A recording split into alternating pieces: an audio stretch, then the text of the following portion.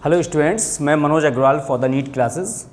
मुख्यमंत्री अभ्युदय योजना के अंतर्गत जो टॉपिक है नीट में वो रिप्रोडक्शन इन ऑर्गेनिज्म।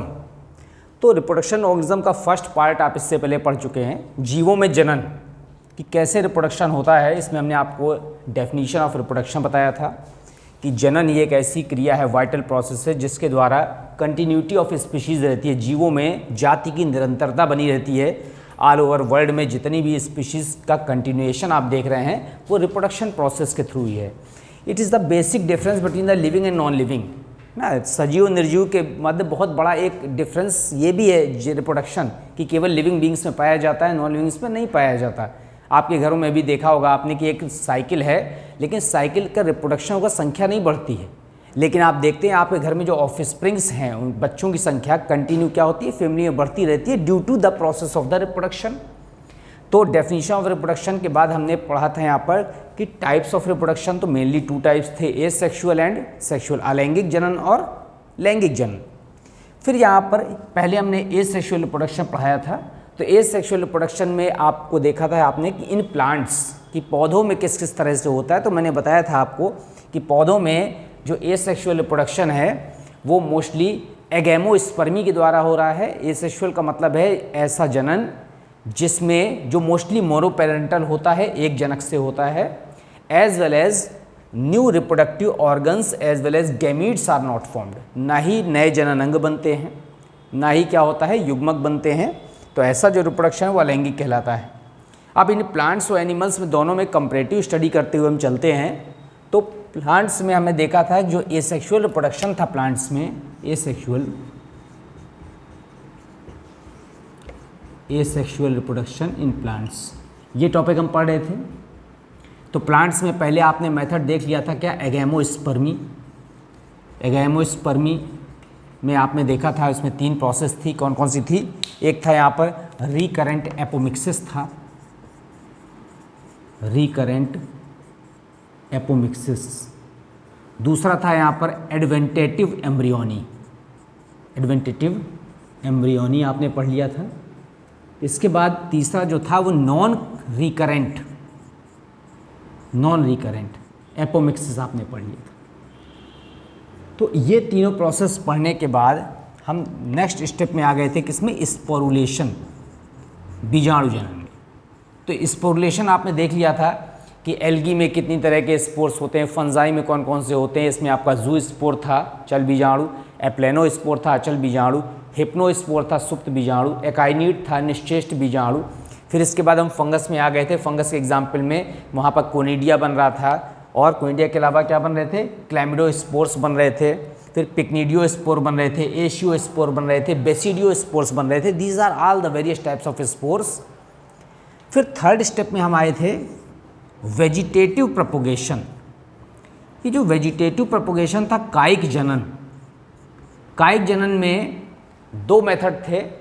तो कायिक जनन होता क्या है, it is a part of the asexual reproduction in which the new organisms are formed by any vegetative part. किसी भी कायिक भाग से, कायिक भाग में क्या होता है, जड़ आता है, तना आता है, पत्ती आता है, एक्सेप्ट द फ्लावर। प्लांट्स में फ्लावरिंग प्लांट्स को अगर छोड़ दें तो फ्लावर को छोड़ के बाकी सारे पार्ट क्या वेजिटेटिव पार्ट है, सोमेटिक पार्ट है, कायिक भाग कह सकते हैं। तो वेजिटेटिव पार्ट से हो रहा था। तो इसमें नेचुरल हो सकता है, प्राकृतिक कायिक जनन। नेचुरल आपको बता दिया था कि स्टेम से हो रहा था, रूट से हो रहा था, लीफ से हो रहा था, as well as artificial vegetative propagation. कृत्रिम कायिक जनन का मतलब है मैन मेड, मनुष्य द्वारा अपने क्रियाकलापों से विभिन्न प्रकार से कायिक प्रवर्धन द्वारा पौधों का विकास करना, पौधों की ओरिजिन या डेवलपमेंट करना, that is the artificial vegetative propagation. अब हम वेजिटेटिव प्रोपोगेशन में आर्टिफिशियल पढ़ रहे थे। आर्टिफिशियल में हमने देखा कि सबसे पहले हमने कटिंग पढ़ लिया था। कटिंग में आपको बताया मैंने कि स्टेम या रूट का कोई भी पार्ट जो है ऑब्लिकली काट के, तिरछा काट करके, और उसको क्या करते हैं, ज़मीन पे लगा देते हैं। तो ये हमने कटिंग प्रोसेस पढ़ लिया था। कटिंग के बाद हमने एक प्रोसेस पढ़ लिया था ग्राफ्टिंग। ग्राफ्टिंग में क्या करते हैं, एक प्लांट, रूटेड प्लांट होता है जो ज़मीन में लगा होता है, उसको क्या कहते हैं, स्टॉक कहते हैं। और जो नया इस पर क्या करते हैं, ऐड करते हैं, जोड़ते हैं, उसे सियान कहते हैं। इस तरह से हमने स्टॉक में मतलब रूटेड प्लांट में उसी प्रजाति के दूसरी वैरायटी के पौधे को, ध्यान रखिएगा उसी स्पीशीज के, मतलब अगर गुलाब में करना है तो स्टॉक और स्यान दोनों गुलाब की ही स्पीशीज होनी चाहिए, वैरायटी अलग हो सकती है, मान लीजिए एक ब्लैक रोज हो सकता है, एक रेड रोज हो सकता है। तो ये जो रूटेड प्लांट है, इस रूटेड प्लांट में उसी प्रजाति के दूसरी वैरायटी का प्लांट का भाग, मेनली स्टेम का, ऑब्लिकली काट के, तिरछा काट करके इसको ऐड कर देते हैं और ये प्रोसेस ग्राफ्टिंग कहलाती है। लेकिन ये ग्राफ्टिंग में आपको एक चीज़ ध्यान रखना है कि grafting is only successful into the dicot plants. केवल द्विबीजपत्री पौधों में ही ग्राफ्टिंग क्या है, सक्सेस है। क्यों? Due to presence of the cambium, क्योंकि द्विबीजपत्री पौधे में कैम्बियम होती है और कैम्बियम के कारण ही यहाँ पर क्या होता है, ये दोनों पार्ट जुड़ जाते हैं और फिर सेकेंडरी ग्रोथ होती है। तो कैम्बियम होने के कारण ही grafting is only possible into the dicot plants, द्विबीजपत्री पौधों में ही सक्सेस है। अब ग्राफ्टिंग की मैंने आपको विधि बता दी थी कि it is may be tongue grafting, tongue के आकार की, जिह्वा के आकार की काट सकते हैं, बड ग्राफ्टिंग कर सकते हैं, वेज ग्राफ्टिंग कर सकते हैं, ठीक है। फिर इसके बाद नेल ग्राफ्टिंग कर सकते हैं, कील की तरह का काट सकते हैं, क्राउन ग्राफ्टिंग कर सकते हैं, मुकुट के आकार का जो है स्टॉक और स्यान में मॉडिफिकेशन किया जाता है ताकि दोनों एक दूसरे में फिट हो जाएं। जैसे जो कोई हमारे पास जो है प्लास्टिक का डिब्बा होता है, ठीक है, या स्टील का डिब्बा, तो उसमें जो है ऊपर से जो कैप फिट होता है, तो दोनों के बीच का जो मेन बॉक्स है ऊपर जो कैप है, दोनों के बीच में ऐसा मॉडिफिकेशन करते हैं ताकि दोनों एक दूसरे में क्या हो जाएं, क्लोजली सेट हो जाएं। This is the grafting. अब ग्राफ्टिंग के बाद जो नेक्स्ट वेजिटेटिव प्रोपोगेशन की विधि आती है कृत्रिम कायिक जनन की, वो आती है यहाँ पर लेयरिंग। लेयरिंग को हिंदी में कहते हैं दाब लगाना। क्या कहते हैं? दाब लगाना। क्या है लेयरिंग? इस विधि में एक विशेषता है कि जो भी प्लांट का मेन पार्ट या स्पेशली जो स्टेम होता है, तो उसमें ये पौधा ऐसे ज़मीन पर लगा हुआ है, इसमें किसी ब्रांच को ऐसे खींच करके और सॉइल के नीचे दबा देते हैं। तो पौधे के इस खास तौर से एरियल पार्ट को, वायवीय भाग को खींच करके और सॉइल के नीचे इस तरह से दबा देते हैं। इट इज़ आल्सो द क्या है, लेयरिंग। तो ये दो टाइप हैं इसमें। एक होता है यहाँ पर माउंड लेयरिंग, माउंड लेयरिंग, ठीक है, और दूसरा माउंड लेयरिंग के बाद होता है यहाँ पर एयर लेयरिंग। एयर लेयरिंग को हिंदी में कहते हैं गुट्टी। क्या कहते हैं? गुट्टी बांधना, सामान्य भाषा में GOOTE, गुट्टी। तो this is the mound layering. तो माउंड लेयरिंग में उसकी ब्रांच को खींच करके और मिट्टी से दबा दिया। तो पहले जब ब्रांच को हमने क्या किया, खींचा, झुकाया, इसका मतलब है कि इलास्टिक ब्रांच होनी चाहिए। ब्रांच में क्या होनी चाहिए? लोच होनी चाहिए। इलास्टिक ब्रांच को यहाँ पर इस जगह पर इसका थोड़ा सा ऊपर से स्क्रैपिंग कर देते हैं। जैसे पेंसिल होती है, पेंसिल को हम छील देते हैं, तो ऊपर का पार्ट, स्कैल्प पार्ट निकाल देते हैं। तो यहाँ पर इसको थोड़ा सा हमने क्या किया, स्क्रैप कर दिया इस पार्ट को, ठीक है, स्कैल्प रिमूवल। तो स्कैल्प को रिमूव करके हमने इसको किससे दबा दिया? सॉइल से दबा दिया, मिट्टी से। अब सॉइल से दबाने के बाद हम यहाँ पर इसको क्या करते हैं, वाटरिंग करते हैं, थोड़ा सा नमी दे देते हैं और कुछ समय पश्चात इस पार्ट से जहाँ से हमने स्कैल्प निकाला था, रूट्स आर इनिशिएटेड। क्या हो जाती हैं? रूट्स डेवलप हो जाती हैं। तो ये जो रूट्स डेवलप हो गई हैं, तो this is the mound layering. Mound layering में हम यहाँ पर एरियल ब्रांच को खींच करके और क्या कर देते हैं, मिट्टी के नीचे दबा देते हैं, थोड़ा सा ऊपर से उसको स्क्रैचिंग करके, और द सबमर्ज्ड पार्ट, या सबमर्ज नहीं कहना चाहिए, कौन सा पार्ट कहना चाहिए, जो भूमि के नीचे दबा हुआ है। तो सबमर्ज्ड मोस्टली वर्ड यूज़ करते हैं कहाँ पर, पानी के नीचे का। तो यहाँ पर जो सब या अंडरग्राउंड पार्ट है, ठीक है, या सब एरियल पार्ट है, उस पार्ट से यहाँ से रूट्स निकलती हैं, इनिशिएट करती हैं, और फिर बाद में इस ब्रांच को मदर प्लांट से काट के क्या कर देते हैं, अलग कर देते हैं। तो अलग कर देंगे तो ये जो है नए प्लांट में क्या हो जाएगा, डेवलप हो जाएगा। This is the mound layering. तो माउंड लेयरिंग आप जो देख रहे हैं, इसमें हमेशा ऐसे प्लांट्स में की जाती है जिसमें इलास्टिसिटी ज़्यादा होती है। तो इसमें रसबेरी है, ठीक है। ग्रेप वाइन है, अंगूर की बेल में किया जा सकता है, और स्ट्रॉबेरी में किया जा सकता है। तो ऐसे प्लांट्स जिसमें इलास्टिसिटी होती है, मीन्स कौन सा टिश्यू पाया जाएगा यहाँ पर, पैरेन्काइमा, कॉलेनकाइमा या स्क्लेरेन्काइमा। कॉलेनकाइमा, कॉलेनकाइमा क्या करता है, लोच प्रदान करता है। तो this is the mount layering. अब माउंट लेयरिंग के बाद इस पे भी कई मॉडिफिकेशन हो जाते हैं, कई वैरायटी बन जाती है कि यहाँ पर क्या कर सकते हैं, टिप लेयरिंग आपने किया हुआ है, ठीक है, टिप लेयरिंग किया हुआ है, कि कंटिन्यूअस लेयरिंग किया हुआ है, ठीक है। तो कंटिन्यूअस लेयरिंग में क्या होता है कि यहाँ पर जो है लगातार इसमें ये वाला प्लांट है, इस प्लांट से इस ब्रांच को लगातार ऐसे मिट्टी के नीचे इसकी बहुत लंबी जो ब्रांचेस हैं दबा देते हैं। This is the continuous layering. तो कंटिन्यूअस लेयरिंग में यहाँ पर कई प्लांट एक ही ब्रांच से डेवलप कर जाते हैं, कि सभी में रूट निकल आती हैं और सबको अलग अलग क्या करते हैं, मदर प्लांट से काट देते हैं। तो टिप लेयरिंग है, कंटिन्यूअस लेयरिंग है, ठीक है। ये these are the varieties of the mount layering. अब हम आते हैं एयर लेयरिंग में। तो एयर लेयरिंग का मतलब है वायु में क्या करना, ऐसा चेंज कर देना प्लांट्स की ब्रांच में कि उससे क्या कर दे, नया प्लांट डेवलप हो जाए। तो एयर लेयरिंग निश्चित ही ऐसे प्लांट्स में किया जाएगा जिनमें लोच नहीं होती है।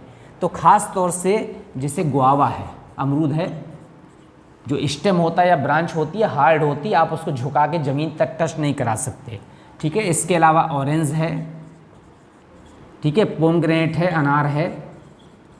तो इस तरह के प्लांट्स में हम क्या कर सकते हैं, एयर लेयरिंग कर सकते हैं। एयर लेयरिंग में क्या होता है कि ये हमारा बड़ा ट्री है, और ट्री की ये जो ब्रांच है, इस ब्रांच में यहाँ पर इस पार्ट को क्या कर देते हैं, छील देते हैं, जैसे पेंसिल छीली जाती है इस पार्ट में, और फिर इस पार्ट के ऊपर मॉस या कॉटन बांध देते हैं, मॉस और कॉटन, ठीक है। और मॉस या कॉटन बांधने के बाद इसके ब्रांच के ठीक ऊपर एक पानी की बोतल लटका देते हैं। तो पानी की जो बोतल लटका देते हैं, तो वाटर क्या करेगा, जो पानी की हमारी बोतल होगी उसमें छेद कर देंगे, तो लगातार ड्रॉप बाई ड्रॉप वाटर क्या आता रहेगा, नीचे आता रहेगा। तो ये जो लगातार ड्रॉप बाई ड्रॉप हमारा नीचे वाटर आएगा, इस वाटर से एक हमको हेल्प मिलेगी कि इस तरह से लगातार पानी नीचे गिरने से इसको क्या मिलता रहेगा, मॉइस्चर मिलता रहेगा। तो या तो ये वेट मॉस होगा, या फिर क्या हो जाएगा, यहाँ पर वेट कॉटन ले लेंगे, और कुछ समय पश्चात यहाँ से क्या निकलने लगेंगी, रूट्स इनिशिएट कर जाएंगी। This is the air layering also called the गुट्टी। इसी को क्या कहते हैं, यहाँ पर गुटी बांधना कहते हैं। तो मॉस में हम यहाँ पर स्फेग्नम ले सकते हैं, इस मॉस के रूप में क्या ले सकते हैं, एक स्फेग्नम होता है, ब्रायोफाइटा है। स्फेग्नम is the group name of the, क्या है, पूरी जो यहाँ पर पूरा ब्रायोफाइटा है, ब्रायोफाइटा में एक क्या है, क्लास है, उस पूरे को मॉस कहते हैं। और sphagnum is the particular name of a moss, जैसे स्टूडेंट हो आपके नाम में जो डिफरेंस है। तो this is the air layering. तो आप देख रहे हैं यहाँ पर कि अभी हमने आर्टिफिशियल प्रोपोगेशन में इससे पहले कटिंग पढ़ाया था, ग्राफ्टिंग पढ़ाया था, आज आपको लेयरिंग बताया। लेयरिंग के बाद एक और इम्पॉर्टेंट पार्ट है माइक्रो प्रोपोगेशन।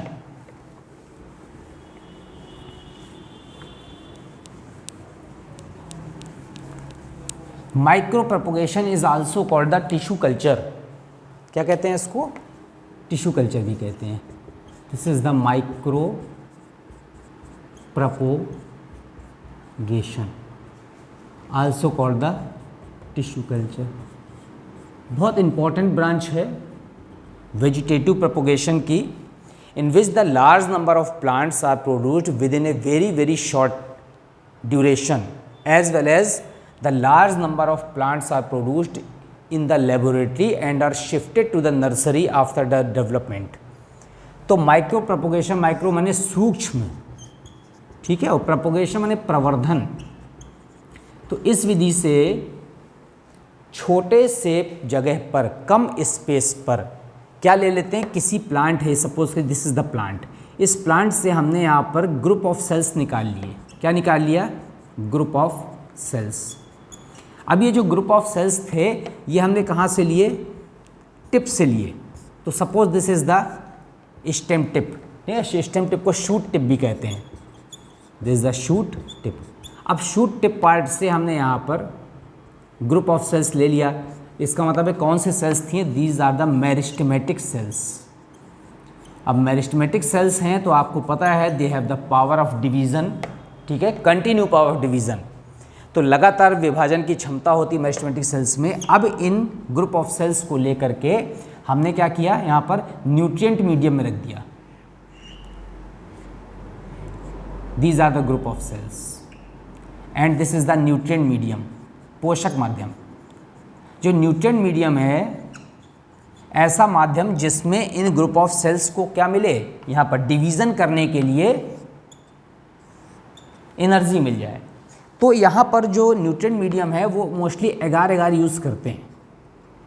तो एगार एगार क्या है, it is A gelatinous substance produced by the special group of algae also called the gelidium. तो जेलिडियम और ग्रेसिलेरिया ये दो एग्जाम्पल हैं एल्गी के जो एक सब्सटेंस रिलीज करते हैं, that is called the agar agar and that is act as the nutrient medium and gives the energy for the developing cells. तो यहाँ पर हमने शूट टिप से लिया, इसके दो बेनिफिट हैं। एक तो शूट टिप से लेने के कारण यहाँ पर जो प्लांट्स प्रोड्यूस होंगे they are the germ free plants. ये जन्म से ये पौधे रोग विहीन होंगे, बाद में इन्फेक्शन हो सकता है। तो जर्म फ्री क्यों होते हैं, बिकॉज दीज सेल्स आर या these cells retain the power of the continue division, बहुत तेजी से डिवीजन करते हैं। और कोई भी माइक्रोऑर्गेनिज्म अगर इस जगह पर होता है शूट टिप पर तो वो इतनी तेज़ी से डिवाइड नहीं कर पाता, इसलिए उसकी क्या हो जाती है, डेथ हो जाती है। तो इसीलिए न्यूट्रिएंट मीडियम में जैसे ही आप मेरिस्टेमेटिक सेल डालते हैं शूट टिप से लेकर के, तो जो प्लांटलेट डेवलप करते हैं तो सबसे पहले तो यहाँ पर जो अनऑर्गेनाइज्ड टिश्यू डेवलप करेगा that is called the callus. पहले जो बनेगा उसे क्या कहेंगे, कैलस। अब कैलस में क्या करेंगे, हम यहाँ पर हार्मोन्स मिक्स कर देंगे। यहाँ पर प्लांट हार्मोन में root hormone, root initiating hormone, shoot initiating hormone होता है। और जब हम हार्मोन यहाँ पर मिक्स कर देंगे तो क्या बनेगा, यहाँ पर plantlet is produced, this is the plantlet. छोटे पौधे को प्लांटलेट कहते हैं। अब इस प्लांटलेट को हम नर्सरी में शिफ्ट कर देंगे और नर्सरी में थोड़ी केयर मिलने के बाद कुछ दिन बाद जब ये थोड़े स्मॉल प्लांट में कन्वर्ट हो जाएंगे तो फिर इनको शिफ्ट कर देंगे कहाँ पर, फील्ड्स में। तो आपने देखा this is the micro propagation also called the tissue culture. थोड़े से टिश्यू किसी प्लांट से या ग्रुप ऑफ सेल्स या स्मॉल एक दो सेल्स लेकर के बहुत कम समय में हम तेज़ी से उसको क्या करते हैं, मल्टीप्लाई करा करके और पहले कैलस बनाते हैं। तो callus is the unorganized mass, unorganized mass, ठीक है। अब इस अनऑर्गेनाइज्ड मास में हमने यहाँ पर प्लांट में शूट और रूट इनिशिएटिंग हार्मोन्स मिक्स कर दिए, जिसके कारण से प्लांटलेट डेवलप हो जाएगा और बहुत कम समय में बहुत सारे प्लांट क्या हो जाएंगे, प्रोड्यूस हो जाएंगे। तो आपने देखा कि जो यहाँ पर वेजिटेटिव प्रोपोगेशन का कौन सा आर्टिफिशियल मेथड था, तो इस आर्टिफिशियल मेथड में हमने यहाँ पर कटिंग देख लिया, ग्राफ्टिंग देख लिया, लेयरिंग देख लिया, फिर इसके बाद माइक्रो प्रोपोगेशन देख लिया। और माइक्रो प्रोपोगेशन के बाद आप एक चीज़ और देखिए, इसमें एक आता है इनार्चिंग। इनार्चिंग का मतलब होता है शाखा बंधन।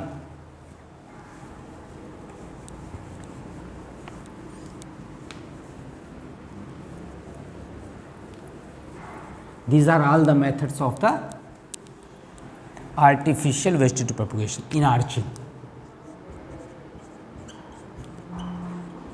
हिंदी में कहते हैं शाखा बंधन। है क्या शाखा बंधन? यहाँ पर ये एक रूटेड प्लांट है, ठीक है, ये प्लांट की ये ब्रांच है। हमने यहाँ पर एक पॉटेड प्लांट रखा गमले में और इसकी एक ब्रांच ले ली, ये पॉटेड प्लांट है, पॉटेड माने गमले में, और ये जो है यहाँ पर रूटेड प्लांट है, ज़मीन में पहले से लगा हुआ है। अब दोनों के यहाँ पर स्टेम को स्क्रैच करके ऊपर से और एक दूसरे में क्या कर दिया, साथ मिला दिया, और ऊपर से क्या बांध दिया, यहाँ पर सेलो टेप बांध दिया, सेलो टेप से बांध दिया।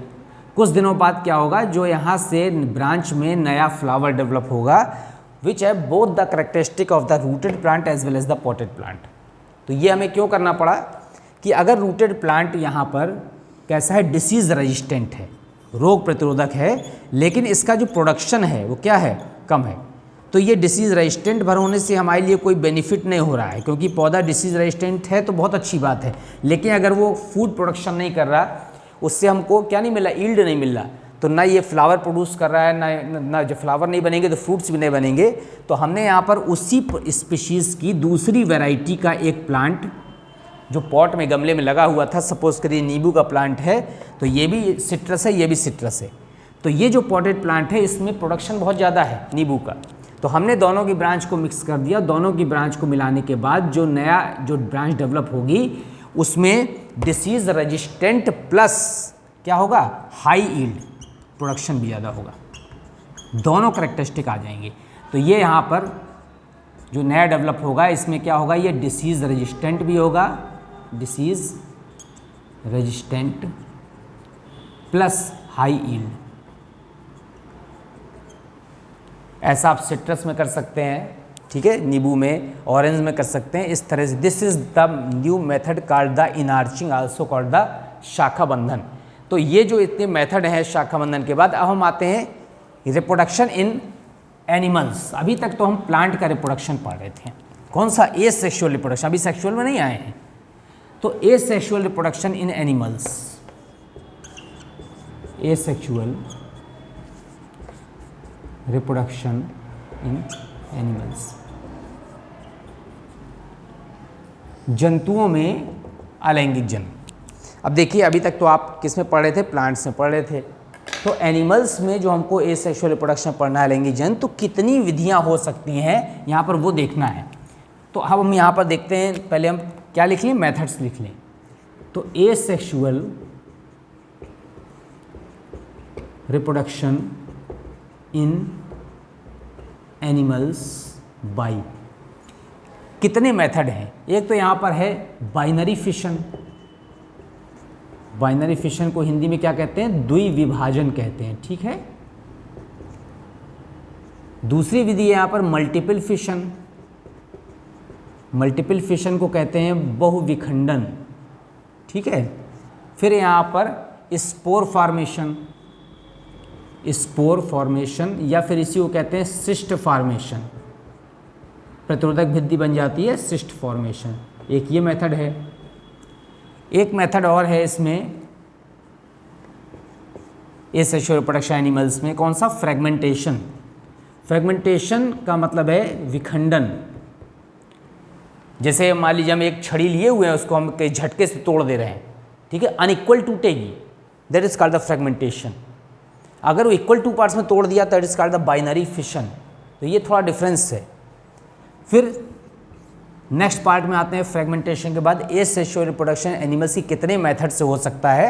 तो एक रीजनरेशन आपने नाम सुना होगा, रीजनरेशन को हिंदी में पुनरुद्भवन कहते हैं। जो लॉस्ट पार्ट होता है, जो खोया हुआ पार्ट होता है या डैमेज पार्ट होता है, वो फिर से रिपेयरिंग की पावर रखता है। लेकिन जो रिपेयरिंग की पावर है ये लोअर ऑर्गेनिज्म में ज़्यादा होती है, हायर में कम होती है। तो ये जो इसके मेथड्स हैं, अभी इनके मेथड्स को हम एक एक करके स्टडी करेंगे। तो हम यहाँ पर पहले किस में आते हैं, बाइनरी फिशन में आते हैं। बाइनरी फिशन क्या है हिंदी में, द्विविभाजन। द्विविभाजन, द्विविभाजन में जो ऑर्गेनिजम्स होते हैं, organism divides into two parts, into two parts. दो भागों में जीव अपने को क्या कर देता है, विखंडित कर देता है बाय माइटोटिक डिवीजन। यह भी ध्यान रखना है कि इसमें कौन सा विभाजन हो रहा है, सूत्री विभाजन हो रहा है। अब इसमें एग्जाम्पल आपका अमीबा है, पैरामीशियम है, यूग्लिना है। तो आप देखिए यहाँ पर सपोज करिए दिस इज द अमीबा, ठीक है। तो जो अमीबा है यहाँ पर, इसका केंद्रक सूत्री विभाजन करके पहले दो पार्ट में डिवाइड हो गया और फिर दोनों पार्ट अपना सेपरेट आइडेंटिटी बना लेते हैं। तो पहले यहाँ पर ये अमीबा है, अमीबा में एक न्यूक्लियस था और न्यूक्लियस ने कौन सा डिवीज़न कर दिया, माइटोटिक डिवीज़न इन न्यूक्लियस। तो केंद्रक में सूत्री विभाजन हुआ, दो केंद्रक के दो पार्ट हो गए और अलग अलग इंडिविजुअल में चले गए। दीज आर द डॉटर अमीबी, क्या कहते हैं, डॉटर अमीबी, संतति अमीबा। अब ये तो है सिंपल बाइनरी फिशन, क्या है ये, सिंपल बाइनरी फिशन। अब इसके बाद जो द्विविभाजन है, या ये दो स्टेप से और होता है। ये लॉन्गिट्यूडनल हो सकता है या कैसा हो सकता है, ट्रांसवर्स हो सकता है। आप देखिए इसमें लॉन्गिट्यूडनल और ट्रांसवर्स, आपको दो एग्जाम्पल बताते हैं। जो लॉन्गिट्यूडनल होता है उसको अनुदैर्ध्य या अनुलंब कहते हैं। तो ये हमारा यूग्लिना है। यूग्लिना आपने देखा है, फाइलम प्रोटोजोआ का एनिमल है, कनेक्टिंग लिंक है प्लांट और एनिमल की, और ये इसका क्या है, फ्लैजला है। तो अचानक ही यहाँ पर जैसे ही फेवरेबल कंडीशन में, मैंने कब कंडीशन होती है, फेवरेबल कंडीशन, जिस समय फूड पर्याप्त मात्रा में अवेलेबल होता है, तो उस समय यूग्लिना में बीच से बाइफर्केशन हो जाता है। ऐसा बाइफर्केशन होने लगा है, ये देख रहे हैं, ये अमीबा बीच से क्या हो गया, डिवाइड कर रहा है। ये अमीबा नहीं, सॉरी, यूग्लिना, ये क्या है, लॉन्गिट्यूडनल डिवीजन है। This is the longitudinal binary fission, Hindi में कहते हैं अनुलंब द्विविभाजन। और इस तरह से एक यूग्लिना दो में क्या हो गया, कन्वर्ट हो गया। दोनों यहाँ पर यूग्लिना अलग हो जाएंगे और क्या कहलाएंगे यहाँ पर, डॉटर। ये है डॉटर यूग्लिना। लेकिन पैरामीशियम में ऐसा नहीं। पैरामीशियम में क्या होता है, इन पैरामीशियम, पैरामीशियम में आपने देखा है फाइलम प्रोटोजोआ का एनिमल है, और प्रोटोजोआ का एनिमल होने के बावजूद इसमें सिलिया पाया जाता है। स्लीपर एनिमलक्यूल्स कहते हैं, चप्पल की तरह का जंतु होता है, और ऐसा होता है, मैं यहाँ बना रहा हूँ, दिस इज द पैरामीशियम। अब पैरामीशियम में क्या होगा, जिस समय ट्रांसवर्स डिवीजन होता है,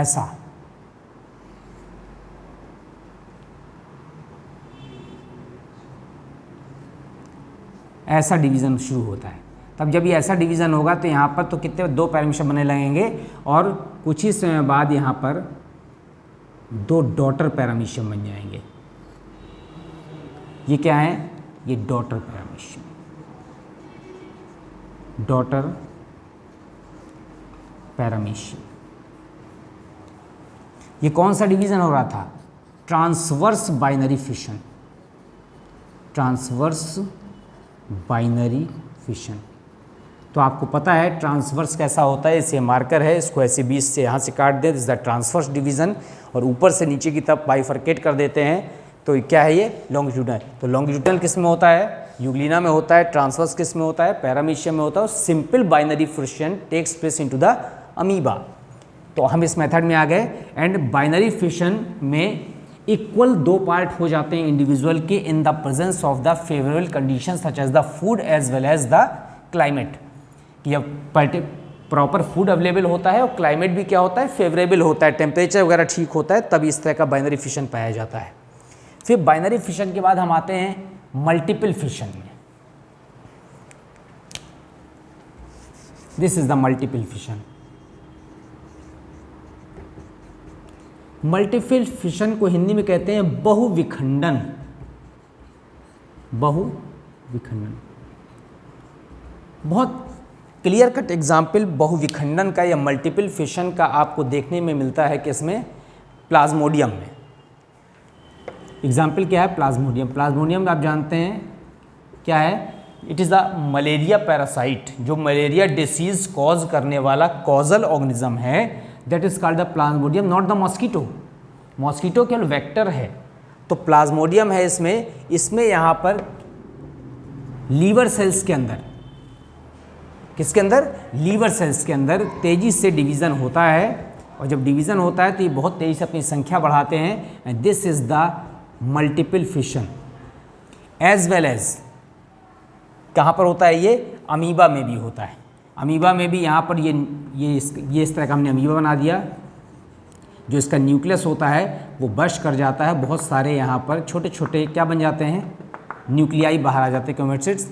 तो इसमें प्लाज्मोडियम भी है और अमीबा भी है, जिसमें एक इंडिविजुअल बहुत सारे छोटे छोटे से सेगमेंट्स या फ्रेगमेंट्स बनाता है और हर न्यूक्लियस के चारों ओर साइटोप्लाज्म कलेक्ट हो जाता है।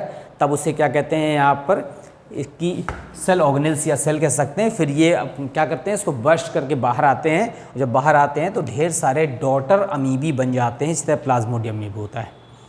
तो मल्टीपल फिशन के बाद हम आते हैं नेक्स्ट में, एक है बडिंग, एसेक्सुअल रिप्रोडक्शन में। बडिंग आपने मुकुलन नाम सुना होगा। बडिंग क्या है ये? मुकुलन। बहुत इंपॉर्टेंट प्रोसेस है एसेक्सुअल रिप्रोडक्शन की। मुकुलन का मतलब क्या होता है? मुकुल माने होता है बड। एक छोटी सी बड एराइज होती है यहाँ पर। किस में एराइज हो रही है छोटी सी बड? पेरेंट में। तो पेरेंट की बॉडी से छोटी सी बड एराइज होती है, बड एराइजेज, बड एराइजेज या आउट ग्रोथ। शरीर से बाहर कोई भी वृद्धि निकले, that is called the out growth, arises from the parent body. And parent organism do not divide equally। इसमें पेरेंट को डिवाइड नहीं करना है कि इक्वली डिवाइड कर रहा हो। तो अभी जो बडिंग है मुकुलन, जो छोटी सी आउटग्रोथ निकल रही, it is called also called the exogenous budding. Exogenous budding हो सकती है, शरीर से बाहर आउटग्रोथ निकल रही है, as well as endogenous budding हो सकती है। Endogenous budding. जो एक्सोजीनस बडिंग है that is found into the hydra. Hydra में बहुत क्लियरली आपको दिखाई देता है एक्सोजीनस और ईस्ट, ये एक्सोजीनस बडिंग है। As well as the endogenous budding is found into the, किसमें पाई जाती है? स्पंज में। और जब स्पंज में पाई जाती है तो इनको जेम्यूल्स भी कहते हैं। क्या कहते हैं? जेम्यूल्स कहते हैं। तो हाइड्रा आपने देखा है, ऐसा आप इंडिविजुअल बना सकते हैं। ये छोटी सी बड निकल रही है और ये बड यहाँ से निकलने के बाद ग्रो करके फिर से क्या बनाती है? न्यू प्लांट बनाती है। दैट इज हाइड्रा है। और ईस्ट आपने सब में देखा है, ईस्ट से यहाँ से छोटी सी बड निकल रही है, इसका न्यूक्लियस, और ये ईस्ट है और ये कौन सा है? हाइड्रा है। दोनों ही एक्सोजिनस बडिंग के एग्जाम्पल है। जो स्पंज में जेम्यूल्स होता है, ये these are the rounded structures, और जो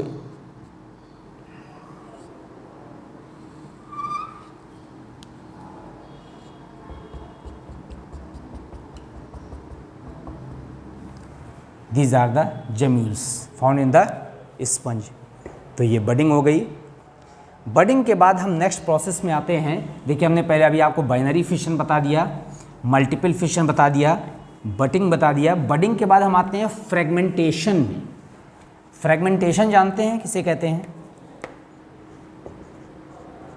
फ्रेगमेंटेशन। इसमें जो पेरेंट होता है वो अनइक्वली टूट जाता है, इक्वल नहीं टूट रहा है। Parent unequally broken down into pieces, छोटे छोटे भाग में टूट जाना है पेरेंट को, that is called the fragmentation.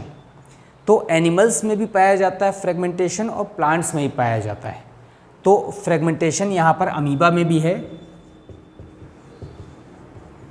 Plant के केस में अगर देख लें हम यहाँ पर, तो किस में है? यूलोथेक्स और स्पायरोगैरा में है।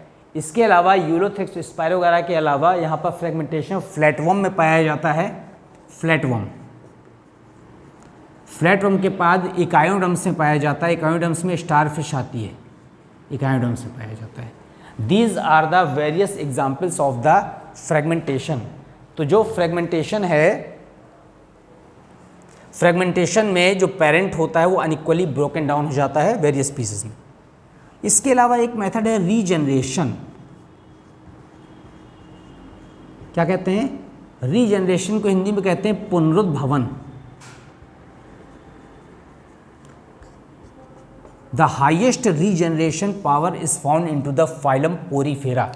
ऐसा माना जाता है कि जो फाइलम पोरीफेरा में जो स्पंज होते हैं उसमें जो रीजनरेशन पावर होती है वो मैक्सिमम होती है इन द इंडिविजुअल्स, और ये लोअर ऑर्गेनिज्म में ज़्यादा होती है। The power to regenerate its lost part. क्या कहते हैं इसको? Power to regenerate its lost part. खोए हुए भागों को फिर से क्या कर लेना? बना लेना, रीजनरेशन कहलाता है। And mainly found in lower organisms. जितने हाई ऑर्गेनिजम्स होते जाएंगे, हाई मतलब ऊंचे नहीं, हाई का मतलब मोर डेवलप्ड कॉम्प्लिकेटेड ऑर्गेनिजम्स होते जाएंगे, उसमें पावर लिमिटेड हो जाती है। ह्यूमन बीइंग से फिंगर कट जाएगी, फिंगर रीजनरेट नहीं करेगी, लेकिन स्टार फिश में जो आर्म कट जाती हैं, ठीक है, वो रीजनरेट कर जाती है। अमीबा पैरामीशियम में कोई पार्ट टूट जाता है, कट जाता है, वो फिर से रीजनरेट कर जाता है। तो mainly found the low organisms, specially किसमें पाया जाता है? Phylum Porifera. पोरीफेरा में है, प्रोटोजोआ में है, इसीलिए अमीबा को कहते हैं कि ये अमर है, क्योंकि रीजनरेट कर जाते हैं तुरंत। तो लॉस्ट पार्ट को फिर से प्राप्त कर लें। इसके अलावा स्टार फिश में ही पाया जाता है। और जैसे जैसे ऑर्गेनिज्म कॉम्प्लिकेटेड हो जाते हैं तो रीजनरेशन पावर क्या होती है? घटती चली जाती है। This is also the method of the asexual reproduction in the animals. सारे अलैंगिक जनन के पार्ट हैं। अब इसके बाद एसेक्सुअल रिप्रोडक्शन में फ्रेगमेंटेशन और रीजनरेशन के बाद एक आता है यहाँ पर cyst formation. Cyst formation, cyst formation क्या है? हमेशा एडवर्स कंडीशन बनता है, इन अनफेवरेबल कंडीशंस। जिस समय प्रतिक्रिया या परिस्थितियां प्रतिकूल होती हैं उस समय क्या होता है? जो ऑर्गेनिज्म होता है वो अपने चारों ओर क्या बना लेता है? एक रेजिस्टेंट मेम्ब्रेन सिक्रीट कर लेता है, it is called the cyst. The parent organism secretes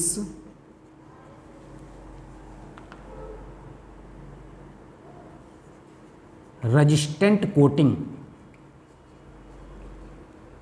ठीक है, ये रेजिस्टेंट कोटिंग आपको किस में देखने को मिलती है? अमीबा में देख सकते हैं आप, सिस्ट फॉर्मेशन हो जाता है। अमीबा के अलावा बहुत सारे यहाँ पर क्या हैं? एल्गी में पाया जाता है सिस्ट फॉर्मेशन, फंजाई में पाया जाता है, ये सिस्ट फॉर्मेशन है। अब आपने अभी जो वेजिटेटिव प्रोपोगेशन पढ़ा, वेजिटेटिव प्रोपोगेशन में एक पार्ट रह गया, the importance of vegetative propagation and the importance of asexual reproduction. तो अगर आप यहाँ पर इम्पॉर्टेंस देखें, इम्पॉर्टेंस ऑफ वेजिटेटिव प्रोपोगेशन, जो वेजिटेटिव प्रोपोगेशन हो रहा है या वेजिटेटिव रिप्रोडक्शन हो रहा है उसका क्या महत्व है? तो सबसे पहले अगर हम यहाँ पर बेनिफिट्स देखते हैं वेजिटेटिव प्रोपोगेशन के, तो सबसे पहला तो है क्विक मेथड ऑफ मल्टीप्लिकेशन, कि सूक्ष्म यहाँ पर छोटे छोटे प्लांटलेट को डेवलप करने का बहुत फास्ट माध्यम है, क्विक मेथड ऑफ मल्टीप्लिकेशन। इस विधि से बहुत कम समय में बहुत ज़्यादा लार्ज नंबर ऑफ ऑफस्प्रिंग्स या प्लांट्स प्रोड्यूस किए जा सकते हैं, तो एक क्विक मेथड हो गया। और दूसरा पार्ट क्या है? यहाँ पर चीपेस्ट मेथड है, सस्ता है और कम समय में जो है क्या है? टाइम कंज्यूमिंग है। तो टाइम हमारा कंज्यूम नहीं हो रहा, नो टाइम कंज्यूमिंग, इसका मतलब है कि टाइम सेवर है, हमारा समय भी बहुत बच जाता है। ठीक है, फिर तीसरा क्या है यहाँ पर कि नर्सरी में चूँकि प्लांट डेवलप हो रहे हैं इसलिए नर्सरी में यहाँ पर पूरी तरह से केयर होती है, तो ज़्यादा से ज़्यादा सरवाइव करने की संभावना ज़्यादा रहती है प्लांट्स की। तो मोर यहाँ पर capacity to survive in fields. ठीक है, शॉर्ट टाइम सर्वाइवल है, ना कि बहुत लॉन्ग टाइम है, शॉर्ट टाइम। फिर इसके बाद क्या है कि यहाँ पर आपको कम समय में, कम स्पेस में, इट टेक्स लेस स्पेस, ठीक है, इन लेबोरेटरी में बहुत कम जगह लगती है इनको डेवलप कराने में। फिर इसके अलावा एक और है, यहाँ पर जो रेजिस्टेंस पावर है या खास तौर से जो इन्वायरमेंटल कंडीशंस, प्रतिकूल परिस्थितियाँ हैं, उससे क्या नहीं हो रहा, कोई भी साइड इफ़ेक्ट नहीं हो रहा। तो यहाँ तो नो इन्वायरमेंटल रेजिस्टेंस, तो इन्वायरमेंट से किसी भी तरह का नुकसान प्लांट्स को नहीं हो रहा है, क्योंकि हम प्रॉपर केयर करके लेबोरेटरी में क्या कर रहे हैं, डेवलप कर रहे हैं।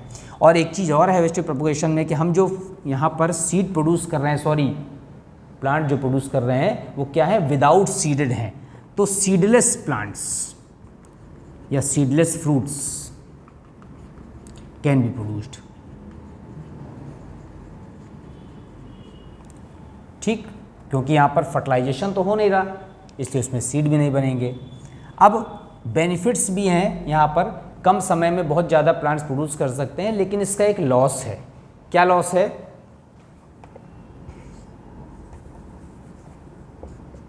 Side effects.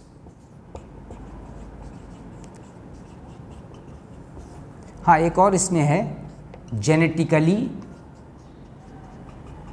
Similar offsprings. जो ऑफस्प्रिंग्स प्रोड्यूस होती हैं वो जेनेटिकली क्या होती हैं, सिमिलर होती हैं, उसमें कोई वेरिएशंस नहीं पाए जाते। लेकिन इसका एक साइड इफ़ेक्ट है कि जो इन्वायरमेंट में जिस समय वो ग्रो करते हैं, तो फिर जिस समय एडवर्स कंडीशन होती है तो उसमें उनका जो सर्वाइवल रेट है वो कम हो जाता है। और इसके अलावा जो प्लांट्स हैं उसमें वेरिएशन नहीं पाए जाते, तो new species are not produced. कोई भी नई प्रजाति इससे पैदा नहीं हो सकती है, ठीक है। Organic evolution does not takes place. जो ऑर्गेनिक एवोल्यूशन है, जो जैव विकास है, वो नहीं हो रहा। Organic evolution does not takes place. अब जब लैंगिक जन नहीं हो रहा तो वेरिएशंस नहीं होंगे। जो वेरिएशंस नहीं होंगे तो उनका जो सर्वाइवल रेट है वो कम हो जाएगा, और जो उनका प्रोडक्शन है वो केवल शॉर्ट टाइम के लिए होगा। Long term production, long term survival and hybrid vigour does not produced, does not occur.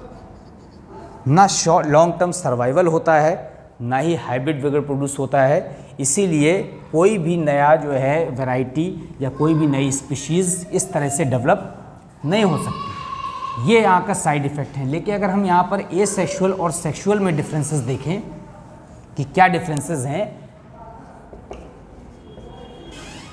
ये एसेक्सुअल प्रोडक्शन है और ये यहाँ पर सेक्सुअल प्रोडक्शन है। तो ये क्या होता है, मोस्टली मोनोपेरेंटल होता है, मतलब एक पेरेंट से यहाँ पर प्रोड्यूस हो सकते हैं। और ये मोस्टली कैसे हैं, यहाँ पर बाई पेरेंटल है। यहाँ पर कम से कम 2 जनक की आवश्यकता होती ही है। यहाँ पर गैमीट्स नहीं बनते हैं, गैमीट्स नहीं बन रहे हैं, और यहाँ पर गैमीट्स फॉर्मेशन होता है, ठीक है, गैमीट्स बन रहे हैं। फिर इसके बाद जो एसेक्सुअल रिप्रोडक्शन में जो ऑफस्प्रिंग्स बनती हैं वो क्या होती हैं, यहाँ पर क्लोन होती हैं, क्लोन्स। और यहाँ पर क्या होगा, the variations are produced, variations are produced. जो ऑफस्प्रिंग्स होगी उसमें वेरिएशंस आएंगे इन ऑफस्प्रिंग्स, ठीक है। ये क्या है, it is a fast method. ये चाहे ऑर्गेनिज्म हो, चाहे प्लांट हो, चाहे एनिमल हो, सभी में ये सेक्सुअल रिप्रोडक्शन में फास्ट मेथड है, और ये कंपैरेटिवली स्लो मेथड है। यहाँ पर हाइब्रिड विगर प्रोड्यूस नहीं होता, हाइब्रिड विगर ये नहीं प्रोड्यूस होता। और यहाँ पर क्या होता है, संकर ओज होता है, हाइब्रिड विगर होता है, संकर ओज होता है। इसी कारण से ऑर्गेनिज्म ज़्यादा समय तक सर्वाइव करते हैं, either the plants are the animals which are produced by the sexual reproduction. और ये क्या करते हैं, अपने को वातावरण के प्रति सर्वाइव कर सकते हैं, तो एडाप्टेशन पावर ज़्यादा होती है, power of adaptation, power of adaptation, अनुकूलन की जो क्षमता होती है, एडाप्टेशन मोर। इसमें जो पावर ऑफ एडाप्टेशन होती है वो कम होती है, अनुकूलन की क्षमता कम होती है। Power of adaptation is less. These are the differences, main difference between the asexual and sexual reproduction. अब रिप्रोडक्शन इन ऑर्गेनिज्म में हम पढ़ रहे थे, तो अभी हमने आपको बताया एसेक्सुअल रिप्रोडक्शन की कितने टाइप्स हो सकते हैं, कितनी वेराइटीज़, कितने यहाँ पर मेथड्स हो सकते हैं। अब हम आते हैं सेक्सुअल रिप्रोडक्शन में। तो जनरल आउटलाइन हमको सेक्सुअल रिप्रोडक्शन की भी आनी चाहिए। तो आपको पता है the type of reproduction in which the sex organs are the gametes are produced, ठीक है, which is called the sexual reproduction, and the animals are the plants are called the sexually reproducing organisms. और इसमें जो offsprings बनती हैं they are not like the clones. वो क्या है? The variations are produced due to the intermixing of the gametes in the sexual reproduction, as well as क्या होगा यहाँ पर? गैमीट्स बनेंगे, gametes are formed and meiotic and mitotic, meiotic division भी होगा and mitotic division both takes place. दोनों तरह का विभाजन होगा, अर्धसूत्री भी होगा और सूत्री भी होगा, माइटोटिक। अब क्या होगा? जो सेक्सुअल रिप्रोडक्शन है वो एनिमल और प्लांट्स में दोनों में अलग अलग कैटेगराइज करके पढ़ लेते हैं। तो आपको पता होना चाहिए कि यह सेक्सुअल रिप्रोडक्शन है तो इंडिविजुअल यूनिसेक्सुअल हो सकता है या फिर कैसा हो सकता है? बाइसेक्सुअल हो सकता है। The organism which contains only one type of sex organs either male और female is called the unisexual. तो केवल एक ही तरह के जननांग होंगे या फिर क्या होंगे? केवल मेल रिप्रोडक्टिव ऑर्गन्स होंगे, मेल रिप्रोडक्टिव ऑर्गन या female organs in one individual. एक जीव में किसी एक ही तरह के सेक्स ऑर्गन्स का या रिप्रोडक्टिव ऑर्गन्स का पाया जाना that is called the unisexual, एक लिंगी। तो इसमें एग्जाम्पल में आपको पता है ह्यूमन बींग्स है, मनुष्य एक लिंगी है, क्योंकि हमारे मेल और फीमेल क्या होते हैं? अलग अलग होते हैं। बाइसेक्सुअल क्या है? जहाँ पर मेल और फीमेल दोनों reproductive organ, male and female reproductive organs are on the same individual.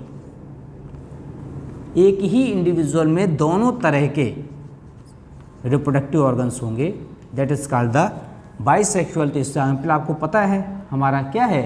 Earthworm है, फेरेटिमा कहते हैं उसको, केचुए को, वो बाइसेक्सुअल है। अब इसके बाद यूनिसेक्सुअल और बाइसेक्सुअल फ्लावर भी हो सकते हैं, एक लिंगी और द्विलिंगी। जो बाइसेक्सुअल हम यहाँ पर एनिमल के लिए यूज़ कर रहे हैं, तो अभी हमने एनिमल के एग्जाम्पल लिए।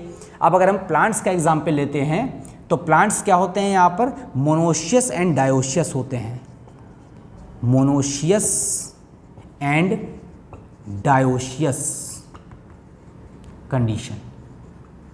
तो आपको थोड़ा सा डिफरेंस पता होना चाहिए कि मोनोशियस डायोशियस होता है कि मोनो माने, आप केमिस्ट्री में मोनो माने एक पढ़ते हैं ना, लेकिन यहाँ पर ऐसा नहीं है। यहाँ मोनोशियस को कहते हैं उभय लिंगाश्रयी। ध्यान रखिएगा, this is not the bisexual, उभय लिंगी नहीं, वो हर्माफ्रोडाइट है। दिस इज द उभय लिंगाश्रयी का मतलब है कि जो मेल और फीमेल हैं क्या रिप्रोडक्टिव ऑर्गन, वो they are present in the same plant but in different branches. Male and female flower are on the same plant but on different branches। आप देखिए ब्रांचेस अलग अलग हैं, एक शाखा पर केवल मेल फ्लावर लगे हैं, एक पर फीमेल लगे हैं, but on the same plant. So it is called the monoecious condition, उभय लिंगाश्रयी। इसका मतलब है this word is used for the plants, ठीक है। और यूनिसेक्सुअल और बाइसेक्सुअल है तो वो यहाँ पर मोस्टली फ्लावर के लिए यूज होता है। अब डायोशियस क्या है? डायोशियस कहते हैं एक लिंगाश्रयी। एक लिंगाश्रयी का मतलब है यहाँ पर कि जो या तो केवल मेल फ्लावर होगा किसी प्लांट पर या फीमेल होगा, तो मेल और फीमेल यहाँ पर दोनों थे, मेल और female flower are on the different individual, अलग अलग जीवों में या अलग अलग किस्में प्लांट्स में अगर मेल और फीमेल फ्लावर है। इसमें एग्जाम्पल है पपाया। क्या एग्जाम्पल? पपाया। पपीते में मेल प्लांट अलग होता है, फीमेल प्लांट अलग होता है। इसका एग्जाम्पल है यहाँ पर मेज, मेज एंड कैरा, कैरा इज ए एल्गी। अब एक लिंगाश्रयी में मेल प्लांट अलग है, फीमेल प्लांट अलग है। इसमें क्या है, मेल और फीमेल फ्लावर अलग एक ही प्लांट में अलग अलग ब्रांचेस में पाए जाते हैं। तो इस तरह का यहाँ पर क्या कहलाएगा, it is also called the homothallic. क्या कहेंगे? होमोथैलिक कहेंगे। और इसको क्या कहेंगे यहाँ पर? हेट्रोथैलिक कहेंगे। तो होमोथैलिक और हेट्रोथैलिक जो वर्ड यूज़ हो रहा है वो लोअर प्लांट्स के लिए यूज़ हो रहा है, ठीक है, ब्रायोफाइटा, टेरिडोफाइटा, जिम्नोस्पर्म के लिए और फंजाई के लिए भी। तो होमोथैलिक है, दिस कॉल्ड द हेट्रोथैलिक। अब इसके बाद हम आते हैं फेजेस ऑफ ग्रोथ, कि वास्तव में जो सेक्सुअल रिप्रोडक्शन है उसमें कितनी ग्रोथ फेज होती हैं। तो सेक्सुअल रिप्रोडक्शन जिन ऑर्गेनिजम्स में हो रहा है उनमें फेज ग्रोथ 3 होती हैं। यहाँ पर फेजेस ऑफ ग्रोथ, तो सबसे पहले तो होता है यहाँ पर जुवेनाइल फेज। जुवेनाइल फेज का मतलब है from the childhood up to the maturity. समझ रहे हैं? चाइल्डहुड का मतलब प्लांट के लिए भी आ रहा है, वहाँ प्लांटलेट से लेकर के और मैच्योरिटी तक ये जुवेनाइल फेज है।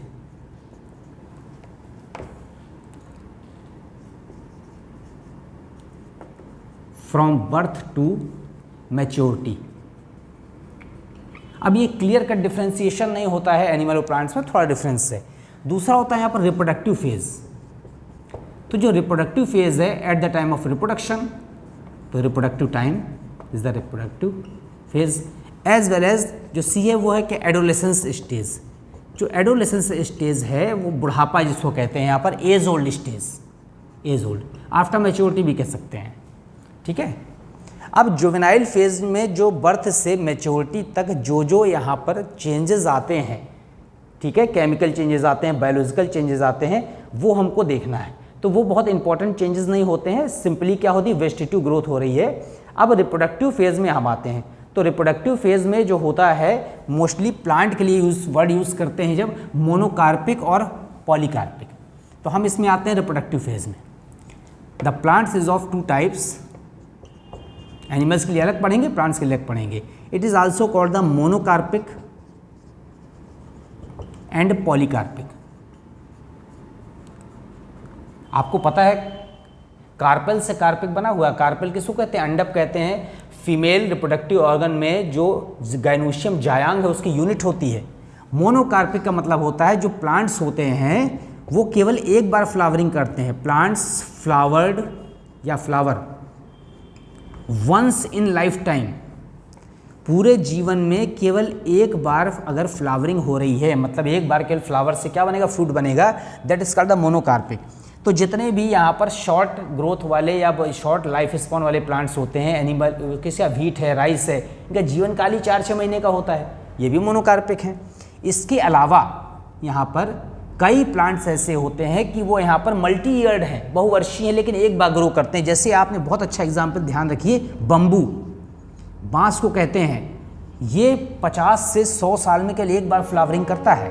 Bamboo flowers in 50 to 100 years. केवल एक बार इसमें ब्लूमिंग होती है, फ्लावरिंग होती है, उसके बाद ये डेड हो जाता है। और इतनी ज़्यादा फ्लावरिंग होती है कि थाउजेंड्स ऑफ प्लांट डेवलप कर देता है एक ही बार में। अब पॉलीकार्पिक में यहाँ पर जो प्लांट्स होते हैं वो एक निश्चित सीजन में हर बार क्या करते हैं, फ्लावरिंग करते हैं। प्लांट्स फ्लावर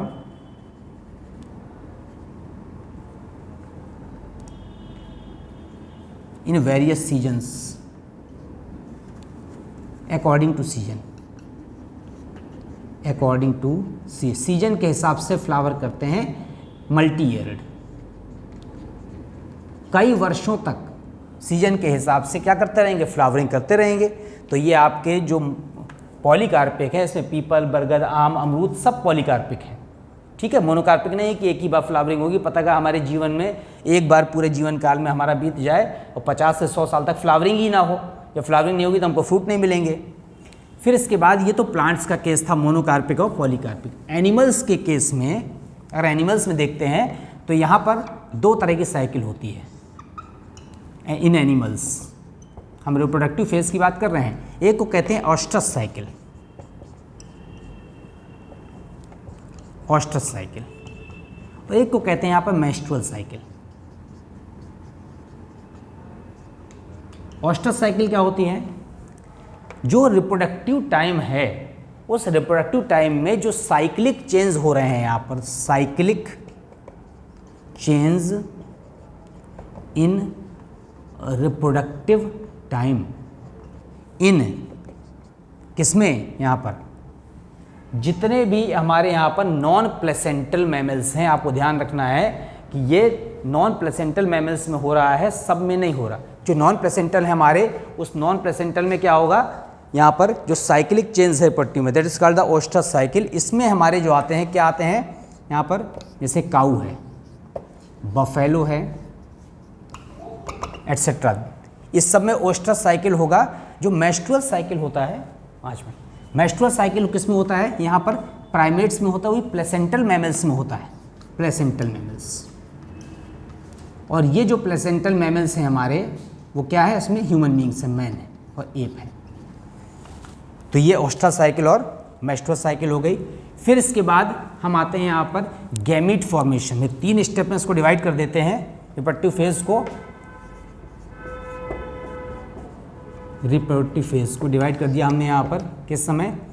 एक तो गैमेटोजेनेसिस फेज हो गया यहाँ पर, गैमेटोजेनेसिस, गैमीट फॉर्मेशन। फिर इसके बाद डिफ्रेंशिएट कर देते हैं यहाँ पर गैमीट ट्रांसफ़र, या फिर देख सकते हैं क्या, फ्यूज़न। और तीसरा होता है यहाँ पर post embryonic changes, post embryonic changes. तो गैमेटोजेनेसिस में तो गैमीट्स बनते हैं, गैमीट्स आइसोगैमी हो सकते हैं। आइसोगैमीट्स का मतलब है जो गैमीट्स हैं वो दोनों क्या है, सेम साइज और किसके हैं, परिमाण के हैं, साइज और शेप दोनों सेम है। फिर यहाँ पर एनाइसोगैमीट्स हो सकता है, जो गैमीट्स हैं वो अलग अलग साइज और शेप के हो सकते हैं, ये गैमेटोजेनेसिस से। अब इसमें मेल गैमीट जो है एनिमल्स के लिए, मेल गैमीट को हम क्या कह देते हैं, स्पर्म कह देते हैं एनिमल्स के लिए, ठीक है। और फीमेल गैमीट को क्या कह देते हैं यहाँ पर, ओवम कह देते हैं। ये किसके लिए था, एनिमल के लिए। लेकिन अगर यहाँ पर प्लांट का केस हो तो मेल गैमीट, यहाँ पर मेल गैमीट्स को कहते हैं एंथ्रोजॉइड। क्या कहते हैं, एंथ्रोजॉइड। किसमें, ब्रायोफाइटा में, टेरिडोफाइटा में और जिम्नोस्पर्म में, ठीक है, एंथ्रोजॉइड, पोमाड़ू। और फीमेल गैमीट सेम ओवम, यही रहता है। फिर हम आते हैं फ्यूज़न में। अब फ्यूज़न है तो आप देखिए जो निषेचन हो रहा है, तो निषेचन के बेस पर फिर हमने देखा कि वास्तव में जो निषेचन हो रहा है, 2 कंडीशन हो सकती है। कौन कौन सी, एक होती है एक्सोगैमी और एक होती है एंडोगैमी। तो एक्सोगैमी और एंडोगैमी में हम कैसे डिफ्रेंशिएट कर सकते हैं कि ये एक्सोगैमी है या एंडोगैमी है। अगर वो बॉडी के अंदर ही क्या हो रहा है, फर्टिलाइजेशन हो रहा है, तो उस बेस पर डिफ्रेंशिएट कर सकते हैं, या फिर शरीर के बाहर फर्टिलाइजेशन हो रहा है तो कर सकते हैं। तो क्या कहेंगे हम यहाँ पर, जो फ्यूज़न हो रहा है मेल और फीमेल गैमीट का, तो external fertilisation as well as internal fertilisation. तो फ्यूज़न जो है आउटसाइड द बॉडी, अगर बॉडी के बाहर फ्यूज़न हो रहा है तो क्या कहेंगे, एक्सटर्नल फर्टिलाइजेशन। एग्जाम्पल आप देखिए, फ्रॉग में मेल और फीमेल दोनों अपने गैमीट को कहाँ मुक्त कर देते हैं, वाटर में। इंटरनल फर्टिलाइजेशन माने कि जो फर्टिलाइजेशन हो रहा है inside the female body, inside the body. Human beings में यूट्रस में होता है, और यूट्रस से जो फेलोपियन ट्यूब निकली होती है, तो इसमें एग्जाम्पल क्या है, मैन है। अब एक्सटर्नल और इंटरनल फर्टिलाइजेशन के बाद हम टॉपिक पे आते हैं कि वास्तव में यहाँ पर जो हमारे प्लांट्स और एनिमल्स हैं, तो ऑस्ट्रस साइकिल के बेस पे और ब्रीडिंग साइज के बेस पे किस तरह डिफ्रेंशिएट कर सकते हैं। तो सीजनल हो सकते हैं, कंटिन्यूस हो सकते हैं, और जो सेक्सुअल रिप्रोडक्शन के इवेंट्स हैं, उन इवेंट्स में कौन कौन सी कंडीशन हो सकती है।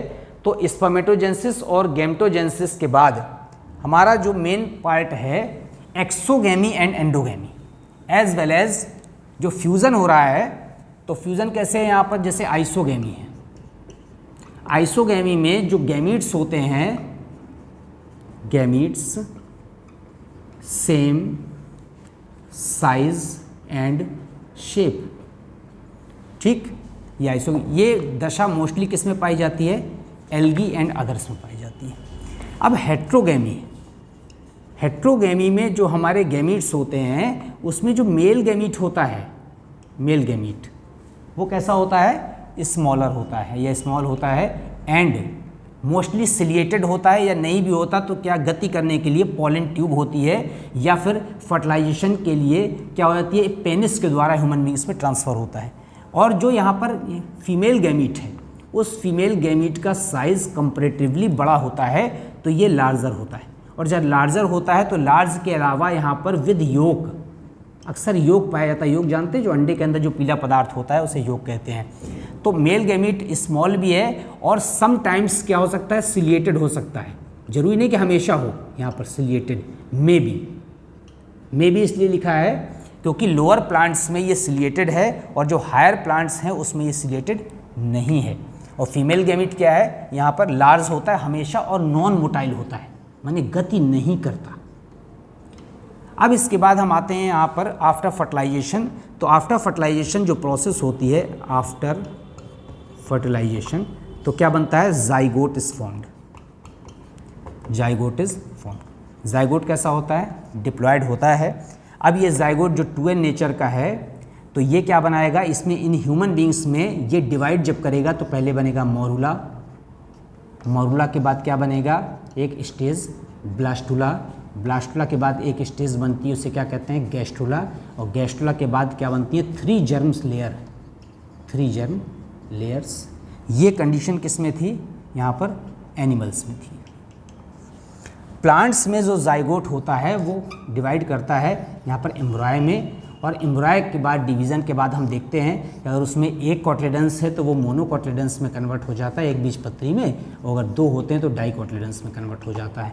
इस तरह से यहाँ पर आफ्टर फर्टिलाइजेशन जो प्रोसेस है दैट इज़ कॉल्ड द एम्ब्रॉयजेनेसिस।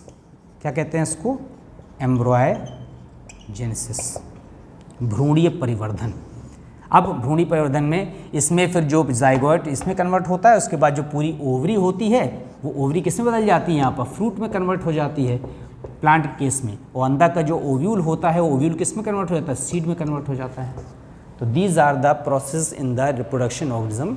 इसके बाद का जो टॉपिक है वो हम आएंगे reproduction in flowering plants, and जो इसमें आवृत बीजी पौधों में किस तरह से रिप्रोडक्शन हो रहा है उस टॉपिक को लेंगे। Okay, thank you.